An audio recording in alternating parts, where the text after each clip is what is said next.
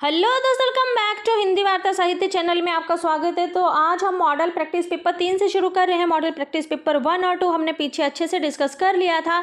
तो चलिए जल्दी से क्वेश्चन नंबर 1 की तरफ चलते हैं। विद्यापति ने कीर्तिलता की रचना किस भाषा में की है? तो इन्होंने ऑप्शन सी अबहट में की है। ऑप्शन सी बिल्कुल सही हो जाएगा। विद्यापति ने 3 तरह की भाषा का प्रयोग किया था, संस्कृत, अबहट, मैथिल। संस्कृत में इन्होंने शैव, सर्वस्व सार, गंगा वाक्य बलि, दुर्गा भक्ति तरंगिणी इस तरह की रचनाएं की हैं। अबहट में कीर्तिलता, कीर्ति पताका की रचना की गई है, ठीक है। और मैथिल में पदावली और गौरक्ष विजय की रचना की है। जो पदावली है ना आपकी, पदावली जो है इनकी कीर्ति का मुख्य आधार रहा है और ये मैथिल में रची गई है। और पदावली में जो है आपके राधा और कृष्ण का वर्णन भी मिलता है। खैर विद्यापति के तो बहुत से फैक्ट है, पर किसी और दिन बात करेंगे। क्वेश्चन नंबर 2 की तरफ चलते हैं। किस ग्रंथ से बनारस और आसपास की संस्कृति और भाषा आदि पर अच्छा प्रकाश पड़ता है और उस युग के काव्य रूपों के संबंध में भी थोड़ी बहुत जानकारी मिल जाती है? तो ऑप्शन ए आपका बिल्कुल सही हो जाएगा, उक्ति व्यक्ति प्रकरण।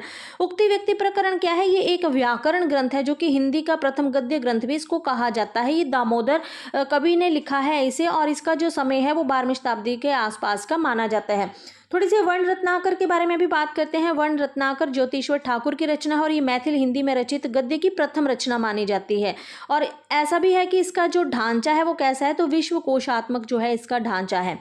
थोड़ी सी बात राहुल बेल की भी करें तो राहुल बेल जो है ये रोड़ा कवि ने लिखी हुई है। इसका जो समय है वो 10वीं और 11वीं शताब्दी के बीच का है और ये गद्य पद्य मिश्रित एक चंपू काव्य है, ठीक है। और इसकी जो विशेषता है, ये एक राहुल बेल जो है ये एक शिलांकृत कृति है। और राहुल बेल के मतलब हिंदी साहित्य में नक्शिख वर्णन की जो श्रृंगार परंपरा का आरंभ माना जाता है वो राहुल बेल की रचना से ही माना जाता है, ठीक है। आगे चलते हैं क्वेश्चन नंबर 3 की तरफ।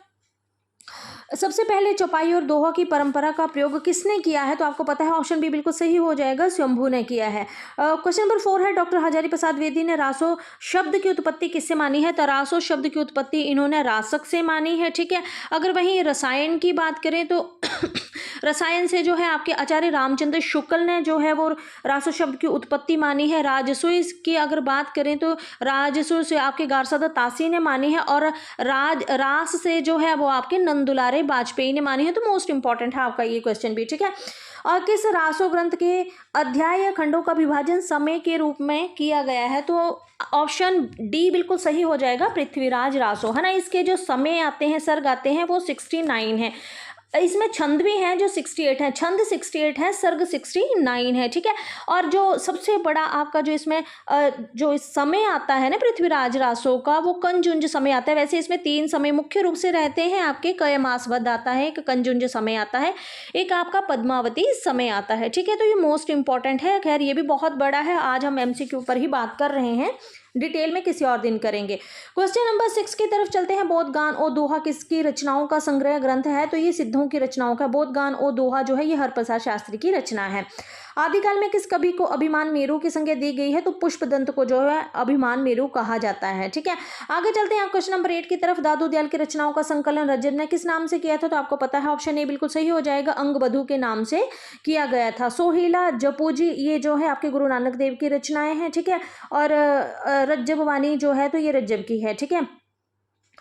5 रात्र में रात्र शब्द का अर्थ क्या है? तो ऑप्शन बी बिल्कुल सही हो जाएगा, ज्ञान इसका जो है वो अर्थ है। कबीर का अहिंसावाद किस संप्रदाय की देन है? तो वैष्णव संप्रदाय की देन है। सूफियों से इन्होंने साधनात्मक रहस्यवाद लिया था, ठीक है। आगे चलते हैं क्वेश्चन नंबर 13 की क्वेश्चन नंबर 11 की तरफ। द्वैतवाद का प्रवर्तन किसने किया है? तो आपको पता है माधवाचार्य ने किया है ना। और उसके बाद अगर बात करें थोड़ी सी निम्बार्काचार्य की, तो इनका है शुद्ध द्वैतवाद। रामानुज का है विशिष्ट द्वैतवाद, है ना। क्वेश्चन नंबर 12 की तरफ चलते हैं। लोना किस संत की पत्नी का नाम है? तो ऑप्शन डी बिल्कुल सही हो जाएगा आपका, रैदास की पत्नी का नाम, ठीक है। अगर कबीर की पत्नी के नाम की बात करें तो उनकी पत्नी का नाम लोई है ना। आगे चलते हैं। इनमें से कौन सा ग्रंथ रीति ग्रंथ नहीं है? तो बिहारी ससे, ऑप्शन बी बिल्कुल सही हो जाएगा। बिहारी जो है ना आपका, ये बिहारी ससे है। बिहार ने सिर्फ एकमात्र ही रचना लिखी थी, बिहारी ससे ही, ठीक है। भाषा भूषण जसवंत की है, पद्माभरण पद्माकर की है, कवि प्रिय केशवदास की है, ठीक है। क्वेश्चन नंबर 14 की तरफ चलते हैं। रीतिवत कवियों की तुलना में घनानंद का श्रृंगार वर्णन अधिक आकर्षक है, क्योंकि वह सुजान प्रेरित है, मांसल है, अलौकिक है, स्वानुभूत एवं स्वच्छंद है। तो ऑप्शन डी बिल्कुल सही हो जाएगा, स्वानुभूत एवं स्वच्छंद है। इनमें से कौन सा कवि रीतिवद्ध कवि है? तो आपको पता है देव जो है आपके वो रीतिवद्ध कवि हैं। बिहारी रीति सिद्ध है। घनानंद आपके रीतिमुक्त हैं। ठाकुर भी आपके रीतिमुक्त हैं। घनानंद रीतिमुक्त में आपके 5 आते हैं, आलम, घना, बोधा, ठाकुर, द्विजदेव। आलम, घना है, बोधा, द्विजदेव और ठाकुर, है ना। तो ये आपके 5 जो हैं ये आपके रीति मुक्त में आते हैं। आपके देव जो है रीतिबद्ध में आते हैं। एकमात्र कवि बिहारी रीति सिद्ध में आते हैं। ठीक है, क्वेश्चन नंबर 16 की तरफ बात करते हैं। भाषा भूषण के रचयिता इनमें से कौन से हैं? तो आपको पता है भाषा भूषण जसवंत की है। ठीक है, बहुत इंपॉर्टेंट है। इसमें 212 जो है वो छंद हैं। त्यों मलेच्छ वंश पर शेर मिवराज है, इस पंक्ति के रचयिता कौन है? तो ऑप्शन बी बिल्कुल सही हो जाएगा आपका। भूषण जो है वो इसके रचनाकार हैं। ठीक है, क्वेश्चन नंबर 18 की तरफ चलते हैं। अजातशत्रु के साहित्यकार को कहा जाता है? तो ऑप्शन बी बिल्कुल सही हो जाएगा आपका, भारतेंदु हरिश्चंद्र को।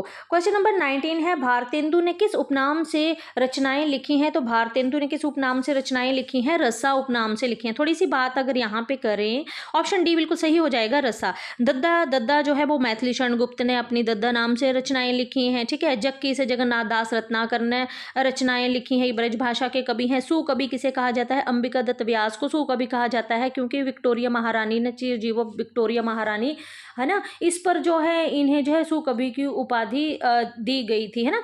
उसके बाद चलते हैं आगे क्वेश्चन नंबर 20 की तरफ। नए जमाने की मुकरी किसकी रचना है? तो भारतेंदु हरिश्चंद्र की है। ठीक है,